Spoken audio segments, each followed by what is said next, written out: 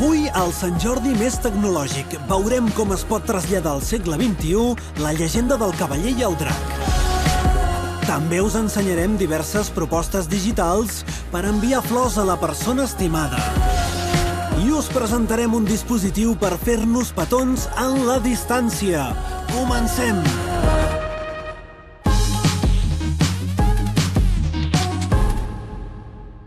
Benvinguts al Generació Digital, un programa que avui dedicarem en bona part a Sant Jordi. Per això hem vingut fins a la Casa Batlló, a Barcelona, un edifici que respira llegenda per tot arreu.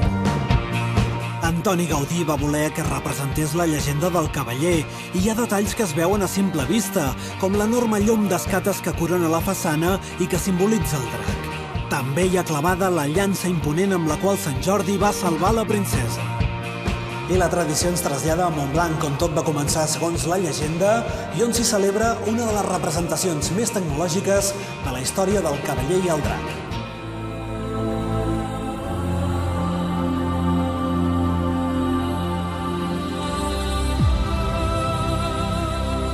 Dos potents projectors capaços de cobrir fins a 40 metres de la muralla de Montblanc han ambientat una representació que fa 30 anys que se celebra.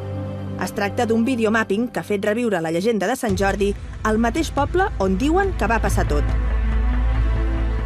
La Caral ha dirigit tot el projecte audiovisual, que combina animacions, banda sonora i efectes especials i que trasllada els 3.000 espectadors a l'època en què el famós cavaller va salvar la princesa. Jo crec que el videomapping en aquest cas és escenogràfic. El que fem és escenografia amb imatge, per donar explicacions de coses que en la posta en escena no es poden explicar. I també donen una espectacularitat al projecte. Per exemple, pots veure una escena en què veus tot Montblanc cremant-se perquè el drac ha atacat. Clar, això només ho podríem mostrar d'aquesta manera i és una de les escenes que la gent li impacta molt. Després de 3 mesos de feina, arriba l'hora de la veritat. L'equip responsable està pendent de tots els detalls perquè tot surti com estava previst. Aquesta és la 4ª edició que la tecnologia se suma a la ja tradicional representació de la llegenda que es fa dins la Setmana Medieval de Montblanc. 300 actors del poble, dalt de l'escenari, coordinats amb llum, música i aquest any també han comptat amb el drac articulat més gran d'Europa. Fa 10 metres d'altura i l'han fabricat per l'ocasió. 2 persones s'encarreguen de donar-hi vida, tot movent l'estructura metàl·lica articulada que arriba a pesar 200 quilos. La Caral s'ha encarregat de tot el disseny. La boca també s'obre, llença fum, els ulls es mouen, tenen leds a més per fer encara més efecte de drac, de terror. La diferència amb el drac d'anys enrere és que el drac anterior era molt petit i realment creies que el drac era fàcil de matar. Enguany aquest drac ha sigut més difícil de matar. Tot plegat per tornar a emocionar el públic amb aquesta història llegendària. Dejaos embaucar por el azul de Alma y la Isla, por la prosa de Mónica Rodríguez, con una intensidad lírica y sentimental que os removerá todo por dentro. La lectura és la seva passió i ho volen explicar a la xarxa, més concretament a YouTube. Són els anomenats booktubers i els que tenen més seguidors es comuniquen en anglès. Paul and Bananas és la que acumula més subscriptors. Els seus vídeos són tota una demostració d'energia i col·labora sovint amb altres booktubers d'èxit per provar nous formats, com aquesta espècie de videoclip literari.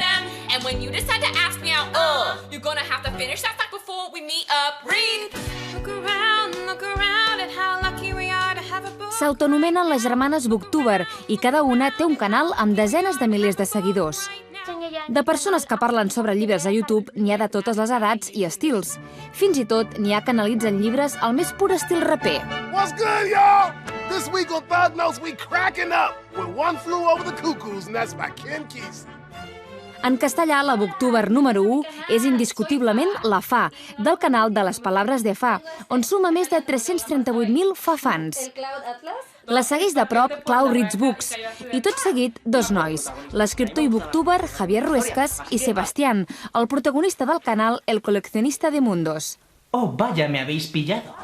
En català, la gran exponent continua sent la jove Marta Botet, amb el canal i també blog Recomanacions de llibres.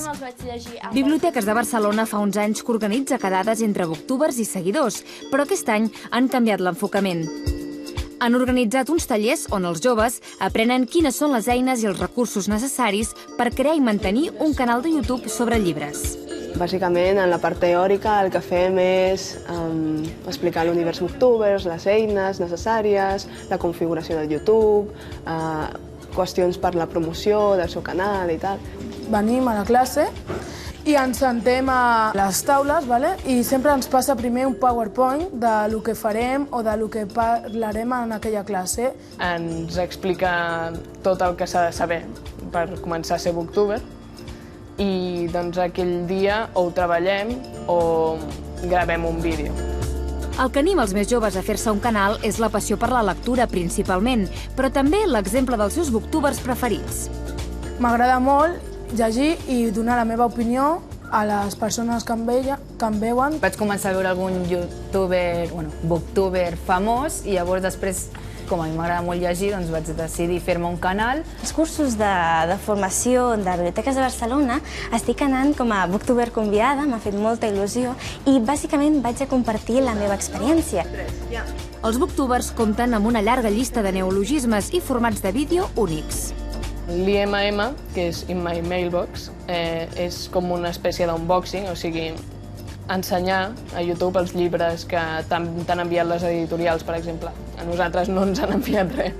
El bo del fenomen booktuber és que sempre es parla al voltant dels llibres. No és només la típica ressenya, sinó que tu pots fer jocs, pots fer, com han dit ells, In My Mailbox, unboxing, o sigui, poden fer wishlist, que són les llistes dels que volen ells llegir. És una introducció molt bona a la lectura i en la visió pedagògica també és un benefici per ells.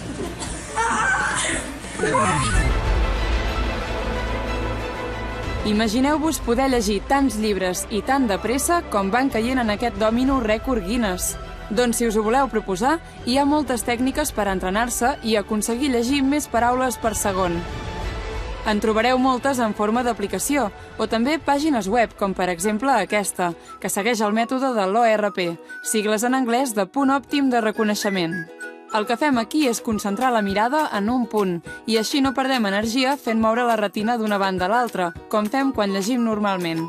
Diuen que d'aquesta manera el cervell processa més de pressa el significat de cada paraula i guanyem velocitat a l'hora de llegir. Us podeu entrenar al web enganxant aquí sota els textos que vulgueu o instal·lant l'extensió que han creat per al navegador Google Chrome. Així, només heu de subratllar el text que heu triat, botó dret i començar a practicar.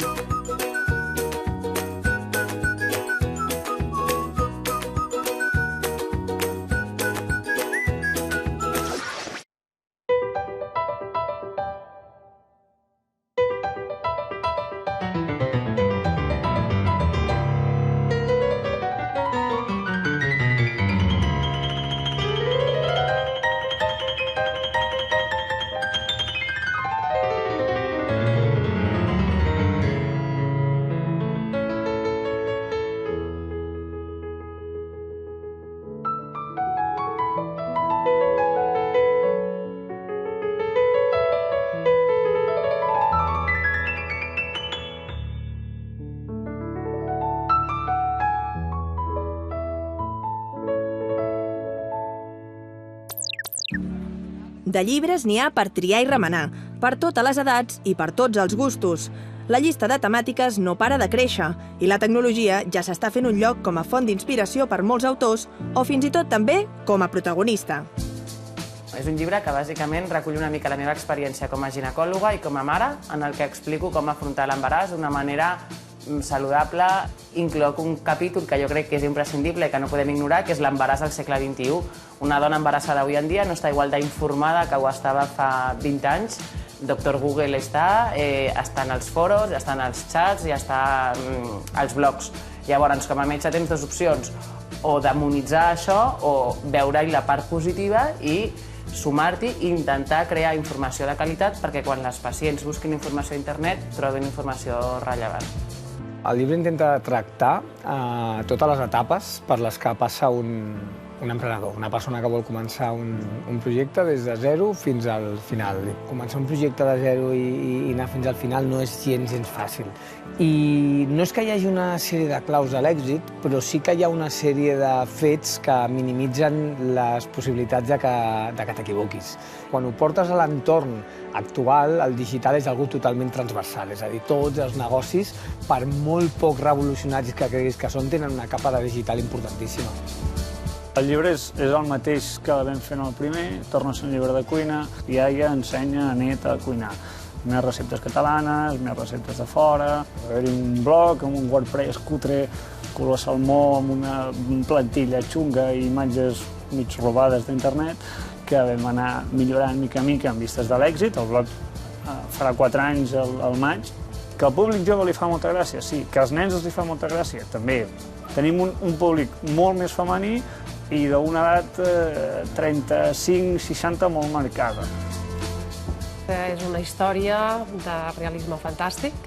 Els protagonistes són uns vius virtuals que el seu objectiu és mirar d'agafar tota l'energia que poden per poder-se projectar cap als altres i que tu el veus com una persona com qualsevol altra. Ells han trobat un punt de trobada, és un cementiri parc al sud de Suècia i allà les llegendes i la història actual i les noves tecnologies van de bracet. És un recull de refranys. Hi ha una saviesa tradicional molt fonda, molt autèntica i que rescatar-la i ajuntar-la amb el progrés, amb les tecnologies i amb la modernitat és molt útil per la vida del dia a dia. Hem convertit aquest llibre en un joc per mòbils. Pensem que és molt simple, molt divertida, molt fàcil d'establir reptes entre amics per endevinar refranys. Això és el que hem fet.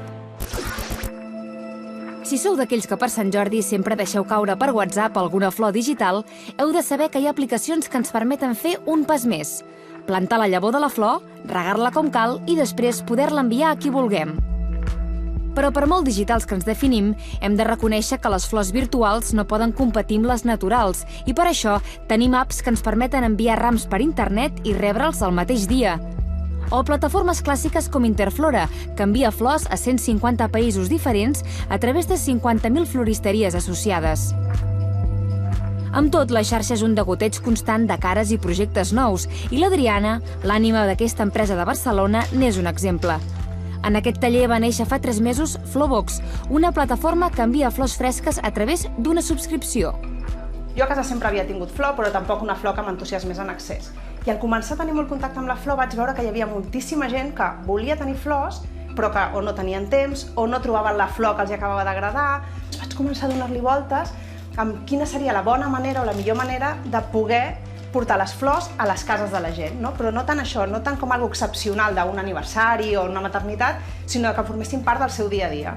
Llavors va sorgir aquí una mica la idea de la subscripció. És un model de negoci que està en augment claríssimament perquè no tenim temps, perquè pel que sigui està funcionant molt bé i és supercòmode.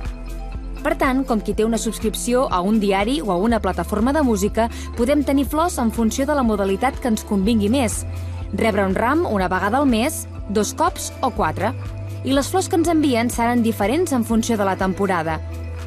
Perquè el ram no es faci malbé durant el trajecte, l'humitegen perquè es conservi millor, el posen a dins d'aquesta caixa i cada dimarts els repartidors fan les entregues. Però si la idea és rebre un ram de flors per a una ocasió especial, tenim altres iniciatives a la xarxa, com la creada per aquests 3 llicenciats en Administració i Direcció d'Empreses. En Marc, en Sergi i l'Andrés han ideat Colvin, una plataforma web que des de fa 3 mesos envia flors per internet fins i tot el mateix dia de l'encàrrec. Treballen des de Mercabarna Flor i diuen que volen recuperar la màgia d'enviar rams, que durin fins a 2 setmanes i eliminar intermediaris per aconseguir-ho. La nostra visió a llarg termini és aconseguir enviar des dels agricultors fins al client final, i això és per un motiu molt senzill, perquè al final la durabilitat de les flors depèn de la quantitat de dies que ha passat des que s'han tallat. Llavors, el que fem a dia d'avui és millorar la cadena d'aprovisionament i l'estructura de compres per minimitzar tots aquests dies, des que la flor s'ha tallat fins que arriba al client final. Llavors, el receptor rep un producte que li dura molt més, no?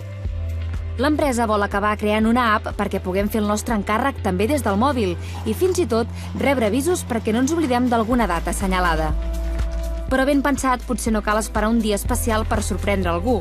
Regalar flors, siguin digitals o naturals, no passa de moda.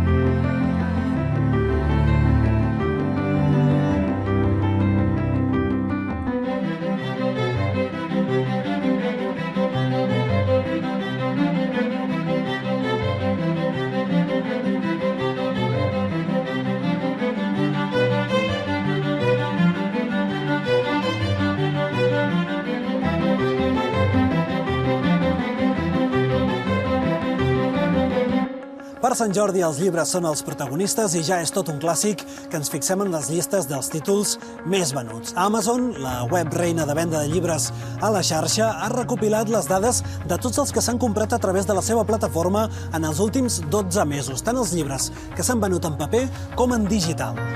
I se'n desprenen dades tan curioses com que la Garriga és la població catalana més lectora.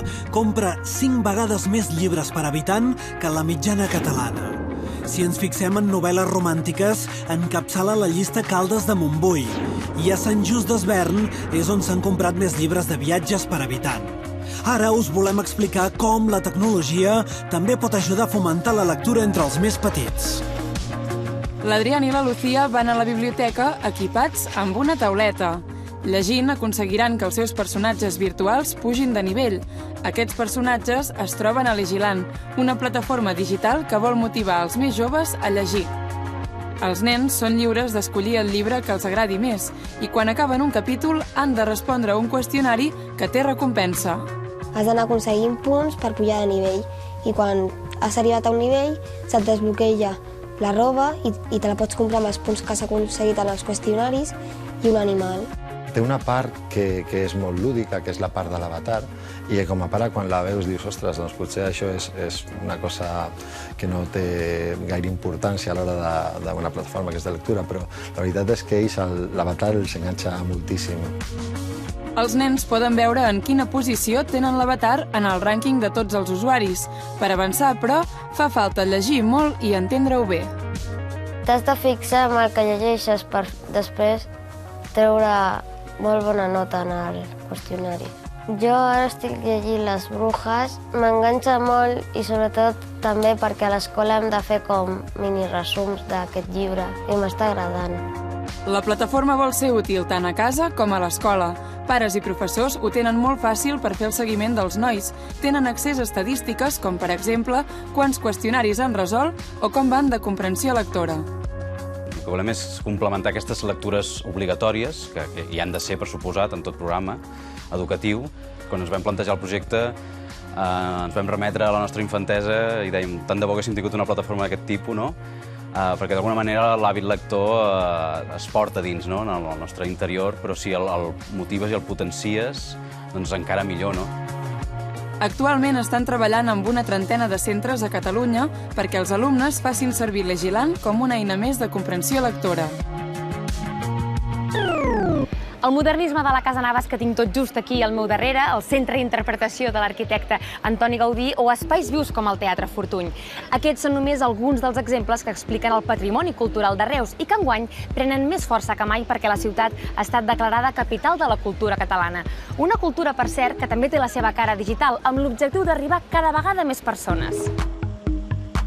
A la Biblioteca Central de Reus trobem diversos exemples del que s'està coent actualment en l'anomenada literatura digital. Per llegir un poema entrem en aquesta instal·lació titulada Text Rain i ens oblidem del superclàssic del llibre.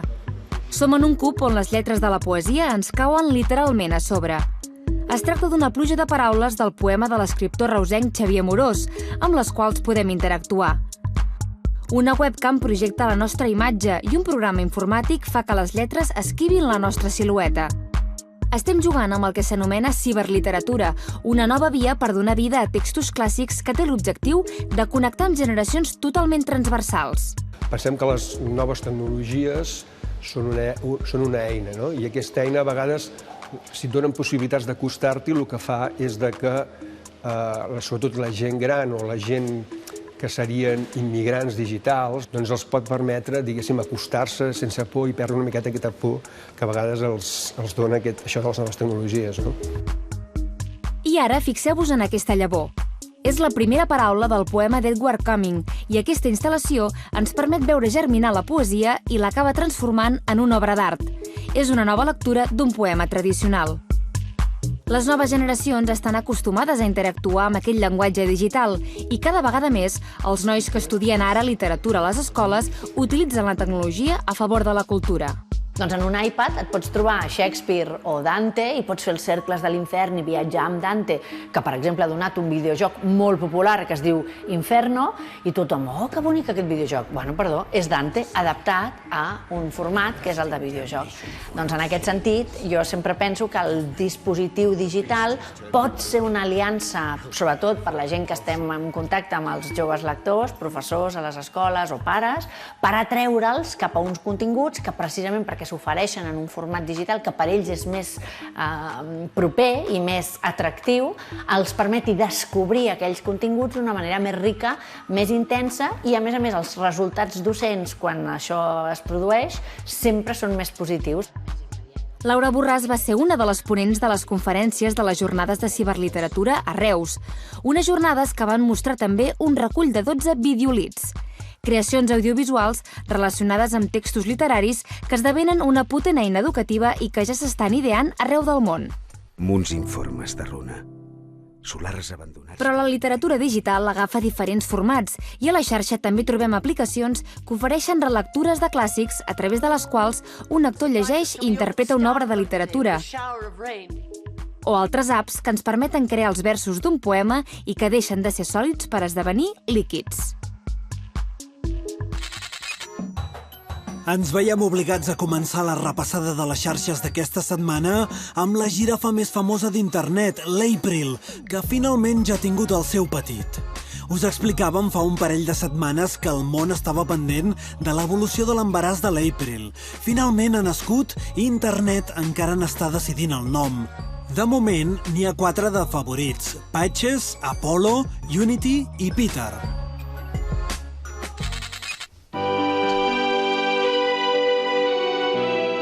El regne animal és meravellós i ens fascina, com ens fascina aquest vídeo on veiem una gallina tocant O mio babino caro de Puccini al piano.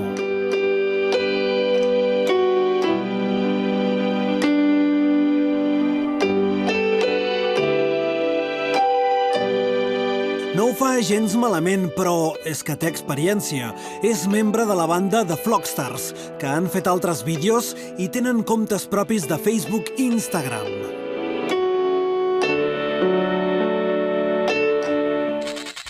De vegades també et pots quedar fascinat per un objecte tan comú com un bolígraf. Tot i que si estàs presentant un informatiu en directe, tornar a la realitat és tota una pujada d'adrenalina i et pots quedar amb aquesta cara. Els muntatges no s'han fet esperar perquè internet no perdona mai. La cara de sorpresa també se l'ha emportat el conductor d'aquest cotxe, que clarament està subestimant la fortalesa d'aquest arbre i les seves arrels. El que semblava que podria ser fàcil, amb la potència d'un motor d'explosió, s'ha acabat convertint en un petit desastre.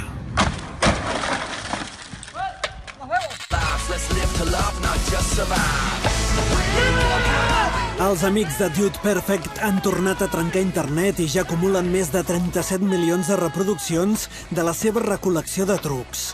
Aquesta vegada han escollit la pilota de ping-pong, que amb la seva elasticitat i mida els ha donat molt de joc.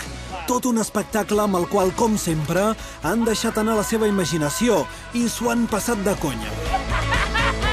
Result, I posats a trencar internet, per què no fer-ho mentre es trenquen altres coses, també?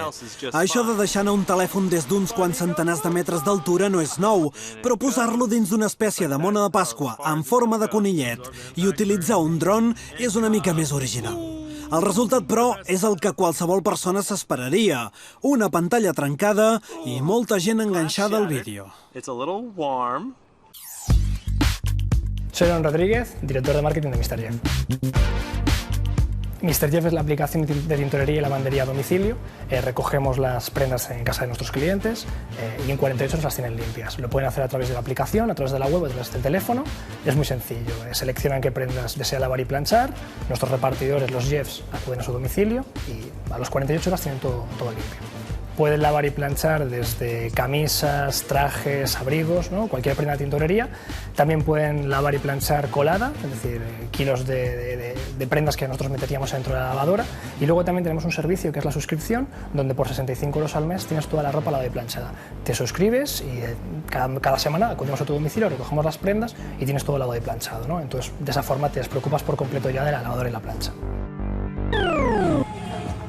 Aquest és segurament el petó menys romàntic de la història. La imatge no us enganya, són una vintena de persones amorrades a un cotxe. Això ha passat aquesta setmana en un concessionari d'Austin, a Texas, als Estats Units. Qui aguantés més hores petonejant el vehicle se n'emportava un de gratis. S'hi van posar dilluns al matí i el guanyador no es va saber fins dimecres. Més de 50 hores de petó. Una posada en escena que val a dir que és força lamentable, però que van seguir en directe per Facebook, atenció, 500.000 de persones. Ara continuem parlant de petons, però d'uns petons que només són possibles gràcies a la tecnologia. Es connecta al mòbil, però no és un carregador. Es tracta d'un dispositiu que permet fer petons a la parella encara que es trobi lluny. L'ha desenvolupat l'Emma, un estudiant de doctorat de Malàisia que buscava la manera de poder enviar mostres d'efecte a través de la tecnologia. L'aparell s'ha creat amb una impressora 3D i reprodueix la pressió dels llavis a temps real gràcies al mecanisme que té a l'interior. So this is the device and this part where you put your lips. It has some sensors and actuators underneath, and then you plug into the phone and you connect to the Kissinger app, and you can have a video chat with someone and kiss them at the same time.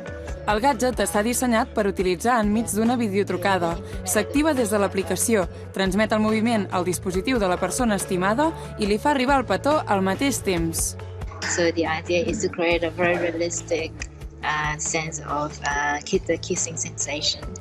We're not making this device into a very realistic lips, so you can also use it on your cheeks. So, for example, for grandparents and grandchildren, the grandparents can give a kiss on the cheeks. Aquest prototip per petonejar-se a través d'internet és el projecte de doctorat de l'Emma, però la idea ha triomfat tant que ja estan buscant maneres de posar-lo a la venda. Facebook reforça l'aposta per la realitat augmentada i virtual. En l'última conferència que ha fet la companyia per anunciar les seves novetats, ha presentat l'aplicació Spaces, una versió de la xarxa social en realitat virtual. A través del nostre usuari podrem xatejar amb els nostres contactes i veure fotos i vídeos en 360 graus. De moment, l'aplicació està en fase de proves i per utilitzar-la necessitarem tenir un dispositiu de realitat virtual. La companyia també ha presentat tota una nova col·lecció d'eines interactives per animar els desenvolupadors a crear filtres de realitat augmentada per la càmera de Facebook. Google Earth s'ha renovat i ha incorporat noves funcions per convertir la nostra navegació pel món digital en un viatge més complet. Un nou botó 3D ens permetrà veure un indret des de tots els punts de vista. També podrem accedir a més informació en forma d'històries interactives. I si no tenim clar a quin destí volem anar, una nova eina ens permetrà fer viatges a l'atzar. Només haurem de llançar els daus per descobrir més de 20.000 destins sorpresa que han seleccionat per l'ocasió. El sector dels videojocs està en alça. El 2016 va facturar 1.163 milions d'euros, un 7% més que l'any anterior.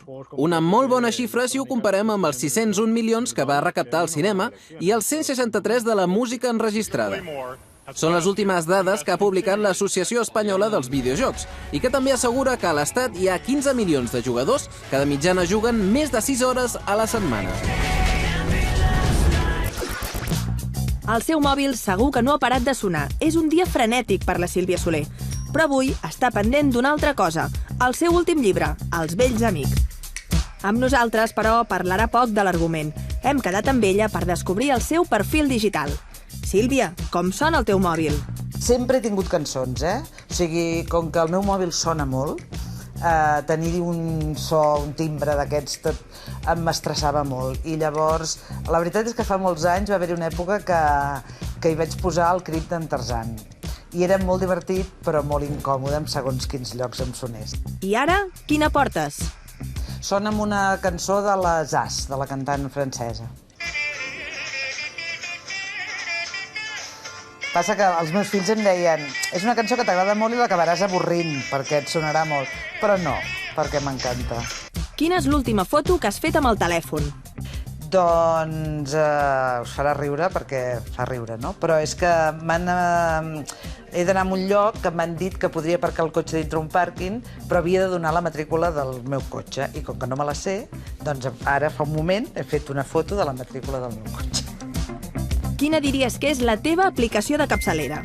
Jo crec que la que faig servir més és la de gravar notes de veu, perquè jo abans anava a tot arreu amb una llibreteta i un boli i anava apuntant idees per coses que havia d'escriure, per un article, per una novel·la, el que sigui. Jo quan condueixo, no sé per què, el meu cervell es dispara i se m'acudeixen moltes coses. I llavors en un moment del semàfor dir, doncs podria passar això i l'altre, pam, i ja està, i fer-lo. Parlem d'ordinadors. Has tingut alguna mala experiència amb virus? Home, i tant. CryptoLocker.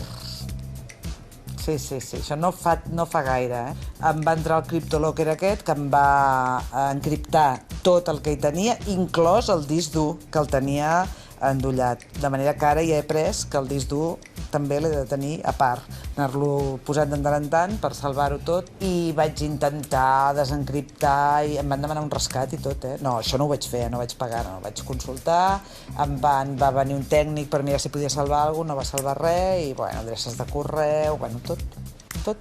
Vaja, acabem millor, doncs. Recomana'ns un vídeo. Quan es va morir Leonard Cohen, algú va penjar a Facebook, si no recordo malament, un vídeo que era una nau industrial amb el cantant aquell que es diu Rufus Wainwright o alguna cosa així, que cantava l'Al·leluia de Cohen, però amb milers, jo diria que eren milers de persones cantant a la vegada amb ell. I entre que la cançó m'agrada molt, que el moment era emocionant perquè s'acabava de morir Cohen i que la gent que cantava s'emocionava molt, doncs el vaig compartir i el recomano.